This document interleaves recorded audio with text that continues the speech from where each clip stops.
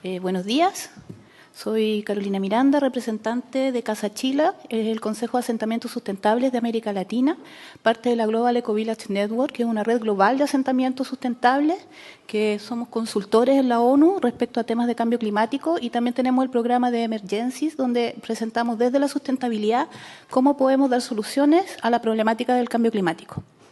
Entonces, por ahí va nuestro tema. Presentamos este tema desde el saber que estamos en unos instantes profundos de crisis y que debiésemos empezar a replantearnos si tiene realmente el ser humano alguna posibilidad de sobrevivir en el planeta y si es así, ¿cómo? Creemos que somos la primera generación en la historia que entiende perfectamente lo que está pasando y posiblemente seamos la última que pueda evitar esta catástrofe que se nos está presentando.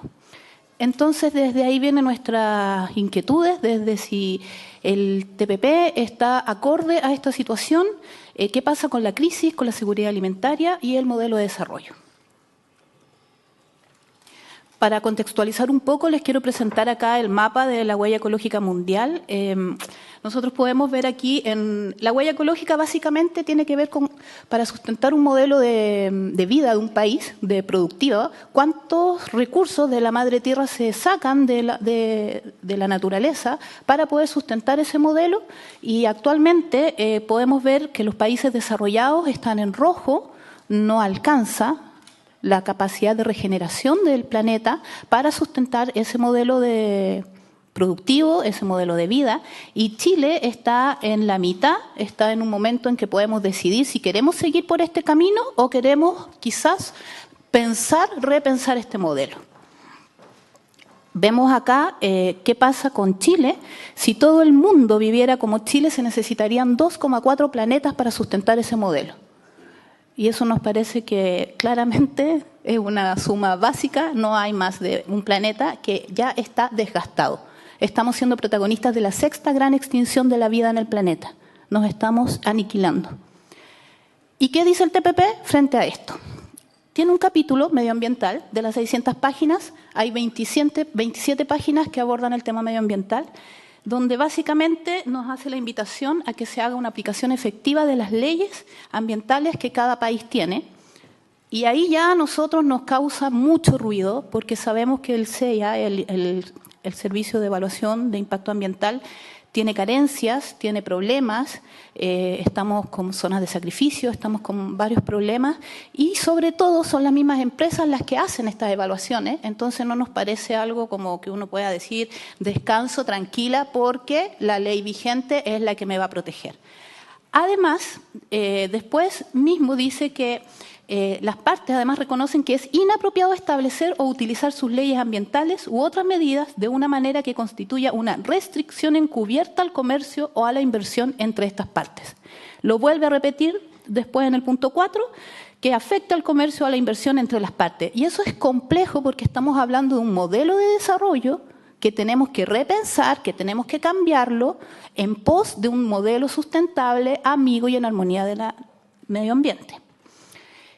Como les decía, después este tratado, acá yo tengo una foto de la página web de cómo se ofrecen los beneficios de este tratado, no hay ninguna alusión a que sea un tratado que busque la sustentabilidad de nosotros, no hay nada de eso.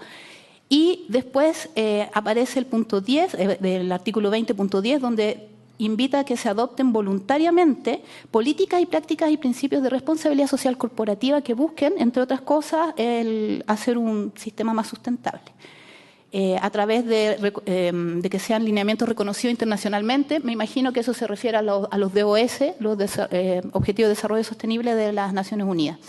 Pero al mismo tiempo es como uno dice, ok, eso está súper positivo, se agradece. Párrafo que sigue, dice que se reconocen estas acciones voluntarias, flexibles, las ganas de que todos nos apoyemos mutuamente, todas las partes de este tratado, pero se reconoce que esos mecanismos deberán ser diseñados de manera que maximicen los beneficios ambientales y eviten la creación de barreras innecesarias al comercio. Entonces, siempre está ahí diciendo, pero no se metan en la manera en que yo hago comercio. Y ya les dije en un principio, y supongo que ustedes ya lo saben, no tenemos más planeta para seguir devastando. Pero mi tema tiene que ver también con el cambio climático. Entonces, yo hice aquí este cuadro, que es como cuánto habla de cambio climático las 27 páginas del tratado, 0,5. Solamente tiene esto que dice que hay que tratar a una transición, a una economía resiliente y baja en emisiones. Y las partes reconocen que las acciones de cada parte para la transición tiene que ver con la baja de emisiones, deberían reflejar circunstancias y capacidades nacionales y de conformidad con el artículo 20.12. ¿Qué nos dice ese artículo? Que para que estos beneficios, para poder fortalecer estas capacidades conjuntas, las partes, para proteger el medio ambiente y para promover el desarrollo sostenible, mientras que fortalecen sus relaciones comerciales y de inversión. Eso es lógico porque es un tratado de libre comercio, su foco es ese. Nosotros lo que estamos poniendo el foco es momento de seguir avanzando en ese modelo. Estamos hablando de que de aquí al 2030 la vida en el planeta, según los últimos informes de la ONU, va a estar en serios problemas. Estamos hablando de crisis de agua, crisis hídrica, crisis alimenticia, crisis social, ¿ya? Tenemos un sistema productivo que básicamente genera basura, ¿ya? Extractivista, producción, distribución, consumo y residuos. Y no es que le estemos echando la culpa, porque una vez el senador Insulza decía, es como que le echan la culpa de todo al TPP. No le estamos echando la culpa de todo al TPP. El TPP es un reflejo de una sociedad enferma que está siendo responsable de la exterminación de la vida en este planeta. El TPP y otras prácticas. No es el TPP el gran culpable, es un momento propicio para elegir por dónde seguir. Y pongo acá lo que son las zonas de sacrificio. O sea, nadie podría negar el gran problema que se está viviendo en este momento en Quintero y en muchas otras comunidades que se están siendo sacrificadas. Ya profundizará más la compañera acá de la RAP sobre el tema de la contaminación de las napas, pero acá de los plaguicidas, pero acá yo me voy a enfocar con el ciclo del agua, de cómo este modelo que bien decía Caballero acá de la fruta, cómo va a subir las exportaciones y va a estar súper positivo, es un modelo acompañado de agrotóxicos y el tratado no tiene la protección del agua como principio, sí tiene la protección del mar a través del medio marino, de la contaminación por buques y habla de la sostenibilidad de la pesca. Pero todo lo que cae en el ciclo del agua, la erosión, los agrotóxicos, más los malos manejos de las empresas salmoneras y de un montón de malas prácticas que están haciendo que no solamente se mueran los peces, se muere el mar.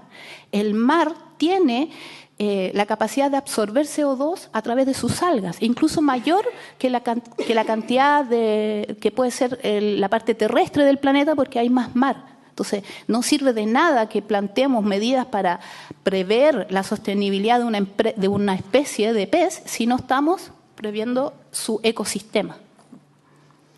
Lo mismo decimos sobre los grandes beneficios de la fruta, porque se están muriendo las abejas. Hablaban de la exportación de miel y ya Alemania ha cerrado las puertas a la exportación de miel porque viene cargada con agrotóxicos. Ya nuestras comunidades están saliendo contaminadas.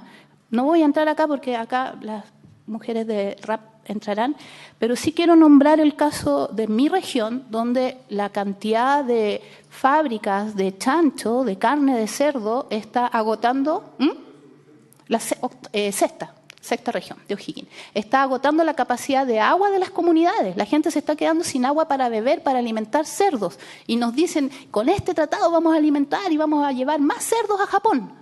Entonces no podemos nosotros decir, sí, qué bien, porque esto es lo que sucede. Acá tenemos el caso de Petorca, abundancia en exportación y escasez en las comunidades. Y acá pongo el caso de la palta, que se está acercando a la región de O'Higgins y está devastando el bosque nativo, porque no hay leyes de resguardo de bosque nativo apropiadas para las circunstancias que estamos viviendo hoy. A mí la CONAF me da un gran subsidio por plantar pino, pero cuando yo voy y lo he hecho a pedir subsidio para bosque nativo es menor, es más tramitado. El cambio climático depende de la capacidad que tengamos de proteger los ecosistemas marinos y terrestres. Y cuando hablamos de ecosistema terrestre es el bosque nativo. Otro ejemplo, los monocultivos de pino. La cantidad de exportación de celulosa también va en aumento. Con este tratado se va a aumentar. Podemos mencionar desde los impactos que tienen, por ejemplo, la industria de la celulosa con la contaminación que todos vivimos en Valdivia con el río Cruces y un montón de otros casos que no son tan conocidos. Y acá hay un pequeño gráfico que nos muestra cuál ha sido la devastación del bosque nativo desde la plantación y cómo va avanzando la desertificación. Después de los incendios de Santa Olga, yo estuve trabajando ahí por este tema de las emergencias, nosotros vimos cómo las napas subterráneas y cómo los riachuelos volvían a tener agua. Pero ¿qué hace? El Estado vuelve a propiciar plantación con pino. Nosotros no decimos que no se plante pino, pero se puede convivir de una manera sustentable. No se necesita tanto, no se necesita llenar todo el territorio de pino. ¿Por qué? Esto es una imagen desde el mismo informe del plan de calentamiento del cambio climático, donde sale el plano, el mapa de cómo está avanzando la desertificación en Chile. Estamos en toda la zona central con una desertificación bastante grande. Y la respuesta para esto es tomar el agua y llevarla para el norte, porque quieren ser potencia alimentaria, entonces la carretera hídrica, y se empiezan a hablar de un montón de cosas que con el TPP vemos que se va a hacer más posible por toda esta venta de fruta, por Chile potencia alimentaria, y sin entender que las cuencas, que el mismo agua tiene derecho a llegar al mar desde su cuenca, y esa cuenca tiene que devolver el agua en esa cuenca. Mover la estabilidad de los ecosistemas es dañar la vida del suelo, dañar la vida del agua. Es dañarnos a nosotros mismos. ¿Y qué pasa acá con los suelos devastados? Nos ponemos en riesgo lo que llamamos la seguridad alimentaria, que yo lo acompaño de decir antes de la soberanía alimentaria. ¿Por qué? Porque la seguridad alimentaria, estas mismas empresas que hablan de la semilla, ellos plantean que están preocupados de ese tema y que quieren llegar a resolver el problema de hambre en el planeta. Pero lleva 50 años la Revolución Verde y no lo han hecho. Entonces nosotros como campesinos podemos decir, ¿sabes qué? Tengo dudas. Puedo decir tengo dudas. Y frente a esas dudas prefiero empoderarme y yo hacer mi alimento. El cambio climático nos pone a prueba, nos pone en situaciones muy complejas. Pero también nosotros vemos una especulación con la semilla. Hay ahí un tema que hay que analizar con mayor profundidad por las circunstancias específicas que les estoy hablando. ¿Qué dice el TPP respecto a este tema? En primer parte, sabemos que se está instalando en Chile la mayor semillera del mundo. Acá se está haciendo. Se quiere aplicar el UPOP, ¿cierto? Quiero contestar un poquito lo que decía el caballero recién. Es exacto que el UPOP plantea mecanismos para poder inscribir las semillas campesinas. Pero las semillas campesinas están en riesgo de contaminación cruzada, de polinización cruzada, y que incluso otras semillas, solamente pasa un camión por afuera de tu cultivo y se le cae una semilla y se te mezclan las semillas, y tú sin quererlo, y esto es algo que se ha visto en otros países, sin quererlo puedes tener una mezcla y tener un gen en tu propia producción de semillas de una especie patentada. Entonces nosotros le preguntamos al SAC, ¿qué pasa en ese caso? Porque usted me dice que yo tengo que ir a inscribir mi semilla. Ok, yo la inscribo. ¿Qué pasa si se me mezcla la semilla? Yo no lo sé y llega una empresa multinacional y me demanda. La respuesta del SAC es que es un problema entre privados. Entonces estamos sin protección. Más allá de que vayamos a inscribirlo, lo que ya es una práctica bastante colonizadora.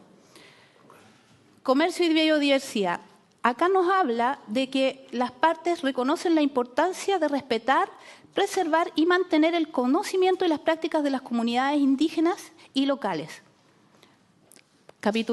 Punto siguiente, dice, y que también habla de la importancia de facilitar el acceso a recursos genéticos dentro de sus respectivas jurisdicciones nacionales.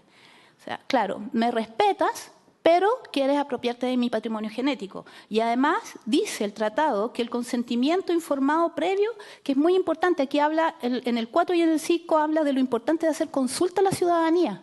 Y ya este tratado fue hecho sin hacer la consulta a los pueblos indígenas. Entonces nosotros volvemos a decir, dudamos de las voluntades para realmente trabajar con las comunidades. Si no preservamos la biodiversidad, nosotros también estamos en peligro. La situación está llevando a nuestra frágil seguridad alimentaria al borde del colapso, ha alertado el director general de la FAO. ¿Y qué pasa acá? Cuando la humanidad históricamente ha estado en crisis, pongo acá una foto de la Segunda Guerra Mundial, la respuesta de las comunidades es hacer ellos mismos sus huertos. O sea, no voy a esperar que venga una empresa que además en un modelo económico donde mandan toda la comida hacia afuera, o sea, en mi región yo lo veo, hectáreas y hectáreas y hectáreas de monocultivo donde se van todas las cerezas para afuera. Cuando llegue la crisis y se instale, no está preparado ese territorio para alimentar a su comunidad local. Y eso es súper grave. O sea, nosotros ya debiésemos estar trabajando a nivel municipal en esto. Y se está recién empezando a hacer los diálogos ciudadanos para el preproyecto de la Ley Marco de Cambio Climático. Y no incluye financiamiento a los municipios ni empoderamiento a las comunidades locales. Esa ley no está incluyendo eso. Entonces nosotros tenemos acá... Perdón, le falta mucho en realidad. No, estoy terminando. Muchas gracias. Nosotros tenemos acá este paralelo entre el modelo. Un modelo que podemos desarrollar sustentable, empoderando a las comunidades y también valorar a la naturaleza como ente vivo y sujeto de derechos, frente a un modelo extractivista que ya lo dijimos nos está empobreciendo y matando. Y acá viene uno de los puntos más críticos quizás que todas las exposiciones lo han abordado, que es el sistema de controversia, porque habla acá de los bienes y servicios ambientales. Los bienes y servicios ambientales es algo invisible. Es la capacidad donde tenemos los genes, donde tenemos los animales, las especies, los polinizadores y también tenemos los ecosistemas. Y nos están hablando de que se van a empezar a ver de qué forma esto se hace un comercio y se hace inversión en esto para después hacer incluso rebajas arancelarias en la manera de transar estos bienes y servicios ambientales. Pero al mismo tiempo, en la web del Ministerio de Medio Ambiente nos hablan de que los servicios ecosistémicos hay una disyuntiva, hay un problema ahí de entendimiento, porque hay algunos que dicen que ponerle valor a un servicio ecosistémico alerta a incluso llegar a ponerle un precio, pero eso no es así porque es algo intrínseco que se le pone valor para que nosotros nos demos cuenta que existe, pero no es para ser transable en el mercado. Pero eso no queda claro. No queda claro en este capítulo, por eso ponemos esa imagen. Entonces, cuando tú me hablas de que vamos a poner servicios ecosistémicos, podríamos llegar a patentar o querer cobrar por usar paneles solares, por guardar agua lluvia, queremos cobrar por hacer reservas para los polinizadores. No, la verdad es que es como toda una duda y se plantea de esa forma porque después habla de que se tiene que llegar a un consenso entre las partes para ir diseñando cómo se entiende este tratado. Por eso habla de acordar la interpretación y aplicación de este capítulo, y si no nos ponemos de acuerdo, y si yo entiendo una cosa y tú entiendes otra diferente, se hace una consulta a representantes de alto nivel, todavía no nos ponemos de acuerdo, vamos a las consultas ministeriales, y si todavía no nos ponemos de acuerdo, pasamos a la solución de controversias, y ahí volvemos a lo que citó el académico Palma, lo dijo Hassan Akram también, que tiene que ver con cómo se resuelven estas controversias cuando estamos especulando, sobre todo en este caso, con bienes de la naturaleza, servicios, que ¿cómo vamos a saber cuánto yo voy a ganar por algo que es un bien común? Gracias. Entonces pongo acá el ejemplo de Pascualama, que es un proyecto que yo creo que todos lo conocen, no necesito hacer un resumen, pero básicamente era, no lo hagan, va a quedar la embarrada, nos dijeron que no, son unos alaracos y todo, bueno, lo hicieron igual, quedó la embarrada y se cerró, pero Barrick quiere seguir abriendo y está presentando recursos y siempre quiere volver a abrir ese mineral, porque obviamente puso mucha inversión y esperaba ganar mucha plata. Con esto queremos decir que nosotros creemos que no hay que seguir por este camino, no hay que aprobar este tratado. Es un modelo que nos está llevando a la autodestrucción y existen otras soluciones. Están las alternativas que propone el decrecimiento, el bioregionalismo, la economía a escala local, la economía circular, el comercio justo, el decrecimiento y el diseño en permacultura. Gracias.